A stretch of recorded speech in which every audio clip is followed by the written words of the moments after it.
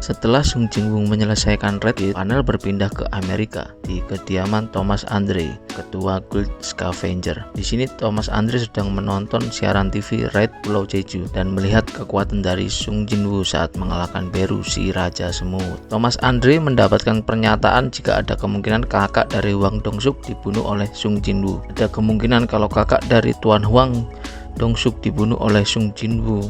Oh, jadi dia ingin balas dendam. Thomas Andre mengira akan sulit bertemu Sung Jinwoo meskipun dia sangat ingin bertemu dengannya. Bagaimana jika nanti Tuan Hwang Dong-suk bertarung dengan Sung Jinwoo? Apa kau masih tidak tahu karakterku? Tuan Hwang itu adalah milik Guild Scavenger dan Guild Scavenger itu milikku. Aku tidak akan pernah memaafkan orang yang menyentuh sesuatu yang sudah menjadi milik, walaupun pemerintah Amerika sekalipun, kata Thomas Andre. Panel berpindah ke Korea. Sung Jinwoo didatangi oleh seorang agen bernama Adam White. Dia adalah agen birokrat dari Amerika. Adam White berkata bahwa dia ingin menyampaikan sebuah informasi yang sangat rahasia. Bahkan informasi tersebut tidak diketahui oleh negara manapun. Sung Jinwoo berkata, "Kenapa kau ingin memberitahuku informasi ini?"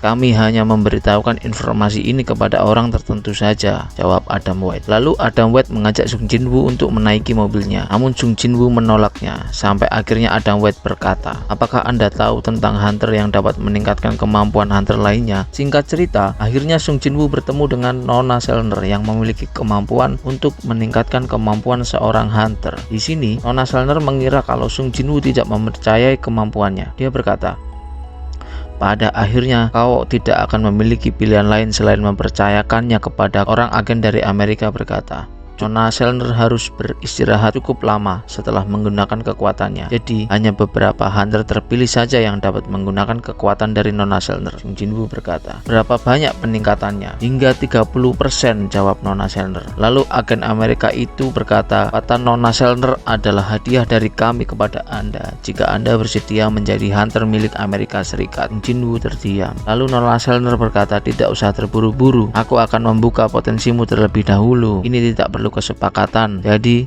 Raid Pulau Jeju bisa diselesaikan oleh orang ini," umum Nona Selner sambil memegang tangan Sung Jinwoo. "Bahkan seorang Goto Ryuji yang hampir menjadi hunter level negara tidak dapat menyelesaikannya." Tiba-tiba Nona Selner berteriak sangat keras. Para pengawal dari Nona Selner langsung menodongkan senjata kepada Sung Jinwoo. "Lalu apa yang kamu lakukan kepada Nona Selner?" Lalu agen dari Amerika tersebut menghentikan mereka dan meminta maaf kepada Sung Jinwoo. Sung Jinwoo heran dengan kejadian tersebut karena dia tidak melakukan apa-apa. Lalu hunter Amerika itu menyuruh Adam White untuk mengantar Sung Jinwoo kembali ke rumahnya. "Maafkan kami, Hunter Sung.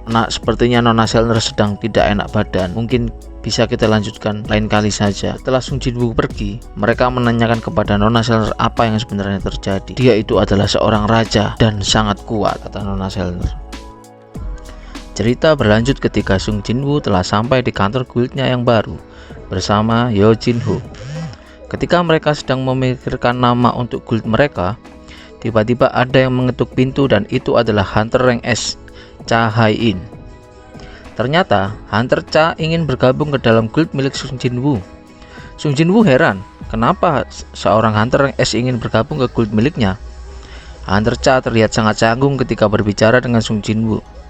Sung Jinwoo menjelaskan bahwa dia tidak bisa mengkontrak seorang Hunter Rank S.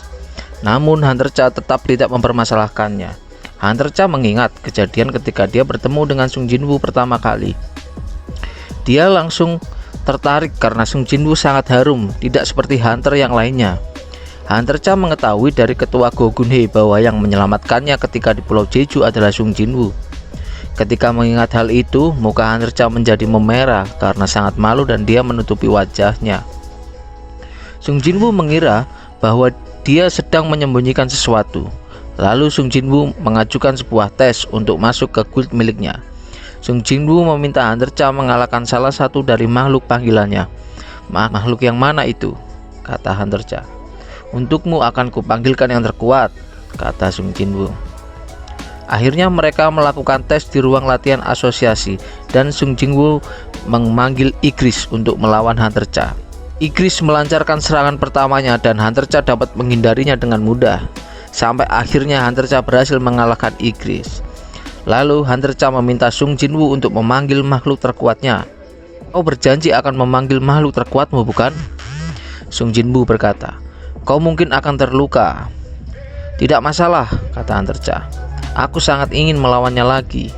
Panel berpindah ke Asosiasi Hunter Amerika. Di sana terlihat Master Guild Christopher Reed sedang berbicara dengan Adam White dan Nona Selner.